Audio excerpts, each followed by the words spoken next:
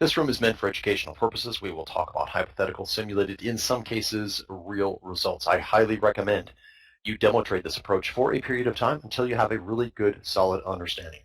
Again, I want to stress anything we discuss in this room is not meant as financial advice for you to take a position or not take a position. That needs to be done with your sole discretion and, again, a good understanding of the approach. Trading of this nature is highly risky. It involves a substantial risk of loss. It's not suitable for all traders and investors. All right, so let me get over to the Russell and let's start to do the pre-market ramble on it. If you're new in the room, I highly suggest you sit back, relax, and watch a few of these sessions before you even think about trading real funds. This is the 8WT. That's an 8, so we will be talking about the 4WT on the DAX. That was the 4WT. This is the 8. We'll also review the 12 on the Russell. So the key there is if you want to know what bar size I'm referring to, you can always look top left right here, and that'll tell you the bar size of the instrument, in this case, the Russell June contract. So that information top left can give you the exactly what's going on. If you're curious, you can always ask them the questions also, but if you want to know quicker, just look at that area. So again, target profile on this, the 8WT is 2.4 points or 24 ticks. Stop is 44 ticks or 4.4 points, and adjustments around pivots 4 ticks. So we are going into what we term active mode. This is a 5-minute window in time. The setup is specialized. After the 5-minute window or 2 active trade setups, we'll go into trend mode. I'll cover that more once we get into that part of the session. All we need in this window of time, the active mode, is a 3-trader intent sequence. Either direction will take up to 2 of those setups in this 5-minute window. Price action can be very, very quick at the open. So again, if we get what's termed a pop and pivot, we will try to stop order around that. Basically, we want to see follow through of that kind of a move. Pop and pivot is not executable a lot of times. It's an explosion of price. When you see that, you have an opportunity to ask for a little bit of confirmation to get into that trade and that move. So that's probably the trickiest piece of the active mode, is to know what to do on that. Once you have a feel for it and you've seen a few of them, you'll know exactly how to execute. So that's, again, why I make the recommendation for new people to step aside and just watch a few of these sessions. All right, so the next thing we're going to do, reminder to refresh your charts. Only do that right now. Control-R TradeStation F5 Ninja. And what we're going to do next is mark up what I term pre-market pivots. These are areas where price close to the open here, pre-market, have had a hard time moving in that direction. So the downside here is this one, this pivot here. Pivot's marked with a down bar and an up bar. It's pretty prominent on the chart. And I'll mark this one here in case it comes into play. What we'll do in this case is give those areas some respect by asking for additional confirmation and a breakthrough if a setup lands close to those areas. Right now we're dealing with this pivot on the top side that just formed. So we'll mark that one up. And then session high, session low, let's see where we're at in regard to that. Session high up at 2237.9. So keep that in mind. No matter when we approach that in the session, we'll give that some respect. Session low down at 2207.4. And again, same thing. If we ever approach that during the session, we'll give that some respect. There is a little bit of a pivot back here, just above the session low. So that area in there would be a little bit suspect with any kind of a setup. We'll see what that does for us here once we get into the session. All right, we've got about, well, make that 20 seconds to go. Let's get ready to trade. So again, any kind of a push to the upside here, work around 2230.6, 5 seconds out.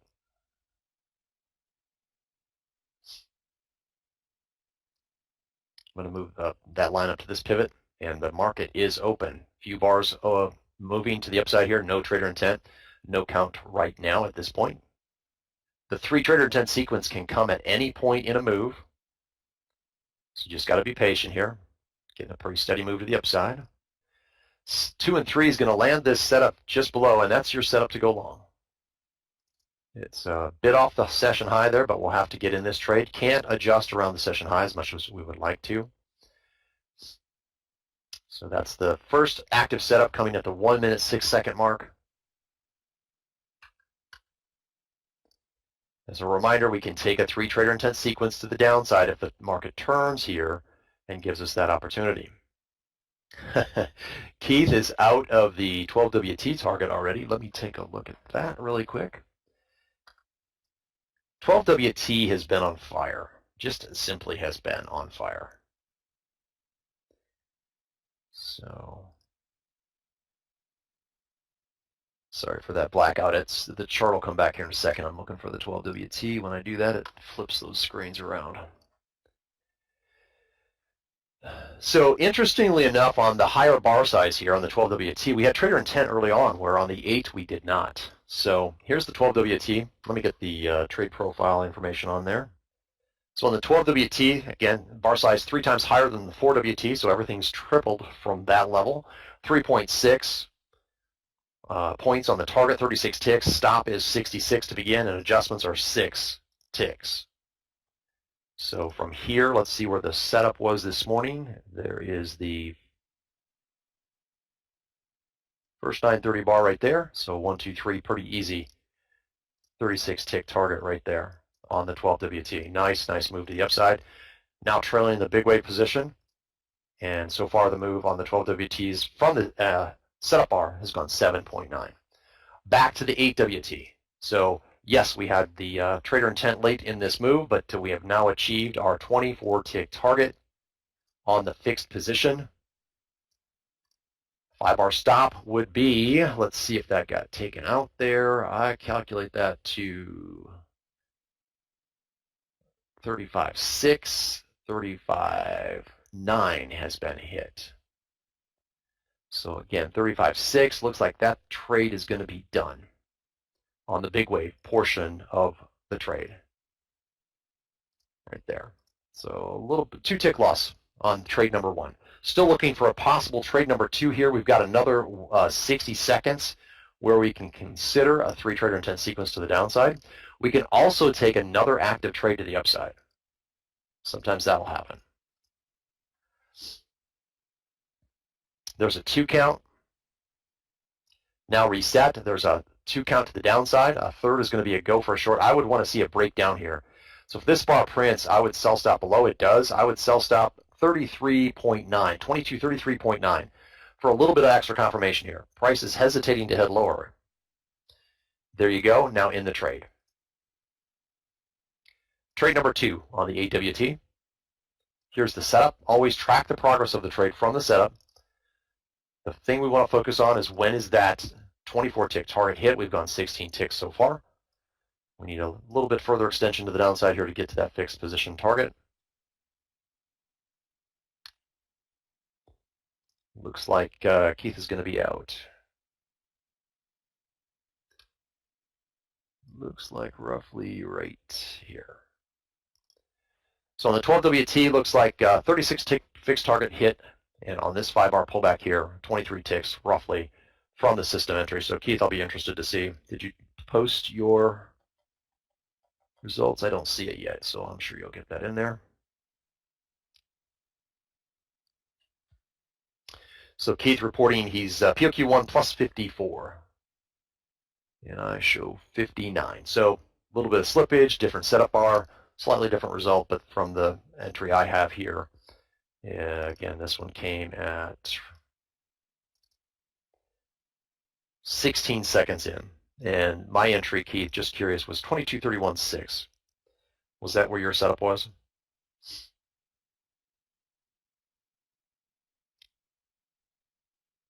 Back on the AWT here really quick, second trade on the session now has hit the fixed target objective, the 24 tick target. And if you asked for some confirmation, I believe we said 33.9. Need a little further extension to the downside. So what you're going to do now, if you ask for that confirmation, you're going to engage the 5-bar stop on both your positions. Okay, so when you ask for that confirmation, you're going to go for the fixed target from where you get in.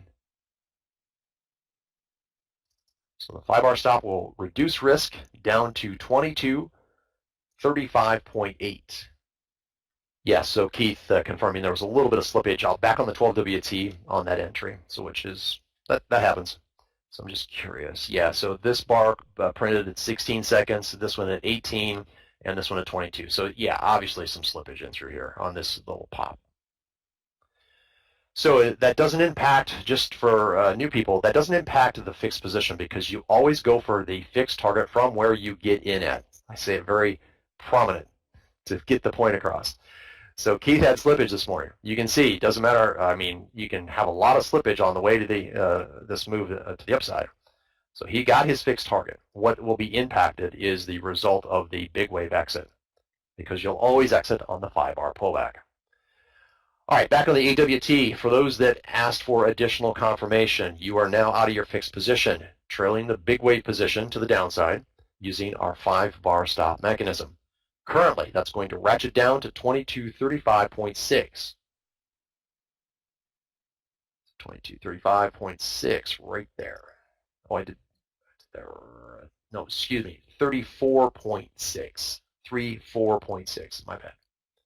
Keith also gave, back on the 12WT, his big wave position a little more room to breathe. So that would be the other result. So a few other people, Stephen reporting in on the 12WT, he was plus 56.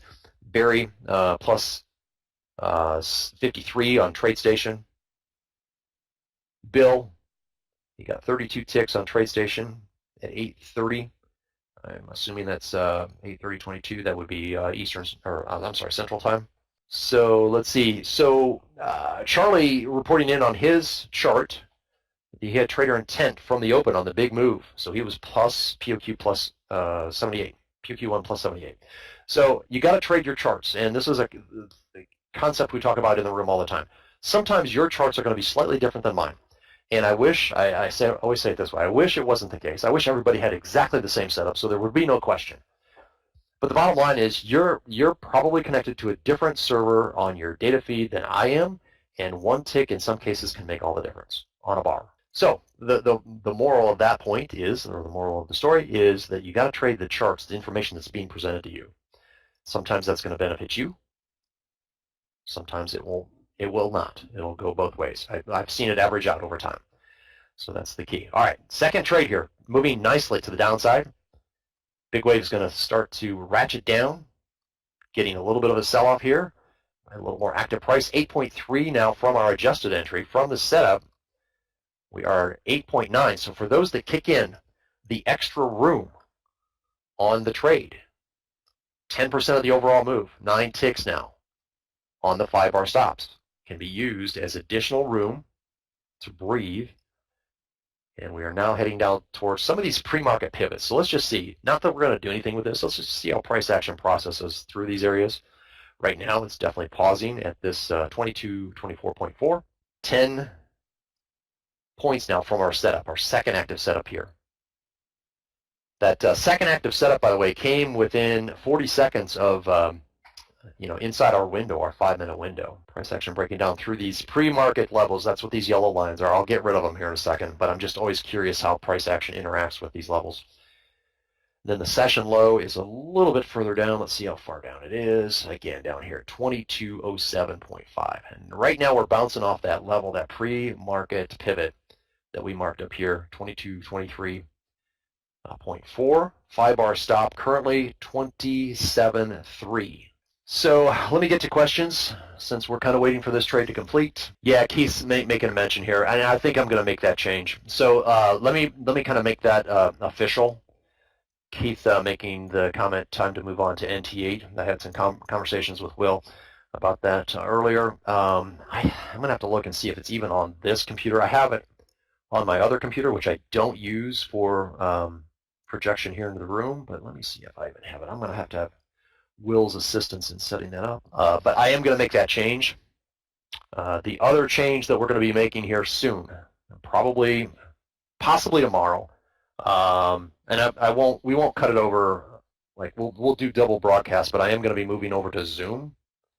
So be looking for that. Probably the way we'll do it is I'll get you the Zoom information here in the room, and I'd like to transition people over. If you want to come in early tomorrow, I'll probably start doing that, giving that information out at like 9 a.m. But again, don't worry. I will broadcast to both rooms for a period of time here until we make that transition. So let's see, 8WT, 24 tick target. So Keith, again, mentioned the whole reason for that comment is he had trader intent here on this move to the upside. Let me ask this question. Any other NinjaTrader 7 individuals in the room, did you have trader intent on this initial move to the upside? Just curious. So in that area right there that I just circled, any other NinjaTrader 7 members, did you have trader intent on that initial move? Steven's saying he did. Eric says he did. On TradeStation, his intents matched mine, which is unusual. Sometimes that can be very different. And Maggie's saying yes, that she had some trader intent on this initial move. Again, it's all about trading your charts, but I am thinking I'm going to move over to NinjaTrader 8 fairly soon here, next few sessions or so. There, yeah, so that's all I'll say. So Eric says no TI on any of this down move in NT7. So Eric, are you telling me you did not get this set up here? I find it hard to believe that you didn't get any trader intents on any of these after any of these pullbacks. So I'm speaking to Eric directly. All right, so this trade still continuing down here. Nice move to the downside. 15 points. Trade number 2 here. Really home run trade on the EWT. Big wave position capturing a decent part of this move to the downside. 5-bar stop will move down to 22.2, all twos. 22.2. For those giving it extra room, 10% of that overall move, 16 points, is 1.6 points or 16 ticks that you can add to the 5-bar stop to give it some extra breathing room on this pretty substantial move to the downside. Charlie Lee saying, why didn't I go for POQ2? And he's laughing. Yep, and let me point that out. If you're a POQ1 trader, don't let a day like this entice you to become a POQ2 trader. Stay POQ1 until you build your account up a little bit. And until you have a really good, solid understanding of the approach and the method. I want you to have some success. And yes, trade number 1, definitely not as profitable as trade number 2 in hindsight, right, 2020. It would have been better to take both trades. But again, stay consistent. Don't let a day like this convince you to become a POQ2 trader, like immediately. Build up some knowledge of using the system, different looks of price action. That will come with time. So James asking, what is the value of 1 tick on RTY? It's $5 on the full contract, 50 cents on M2K. So again, to repeat, $5 on 1 contract is the lowest increment, the tick value, 50 cents on M2K. Barney's saying, have you used NinjaTrader 8 before? I used 7 and I tried 8 and I'm finding it very difficult to figure out differences. Barney, so is that a good thing or a bad thing? I'm not sure what you're asking in regard to that comment, but I've looked at NT8 before. You like 7? Yeah, I would say I like 7. That's why I've been pretty resistant to move, and I think I'll have to check with Will again, but maybe some of my drawing tools are not available in 8. I'm going to have to look into that. Will says go to 8. It's the best. 8 is great. Yep, so. Hey, Sean, have a good day. Yeah, we'll start to wrap things up here over the next 12 minutes or so. We're still in this short trade, so I'll let it play out. Eric K is upset about something. Not sure what, Eric. He's got some all kinds of gibberish here. Keith giving some good advice to Charlie on POQ2. If you're considering POQ2, track it. Yeah, start tracking it now. And certainly flip over to demo. If you want to practice, flip your account to demo and practice. Oh, Eric, yes, I gotcha with you. I'm tracking with you. No TI on this short. That's got to be frustrating. 19 points now from the setup, not to rub it in, Eric, but 19 points. 5-bar stop will ratchet down to 22, 19.3. For those giving it extra room, you've got 19 ticks now to do so. Again, 10% of the overall move. Market selling off pretty good here, heading towards that session low. Probably going to get a bounce somewhere in this zone. This is a pretty extended move to the downside. I would fully expect on the first pass here, price action comes down into this area and bounces up. So if you're going to give this trade extra room, be thinking about how much you're going to give it. You've got 20 ticks now to do so. Eric says this sure makes you want to break the rules. Yeah, no, you got to stick to your charts. And looks like we're getting a snapback here, probably going to be out of our trade here on the AWT. We are. 5-bar stop would have you out right there for 16.6 points.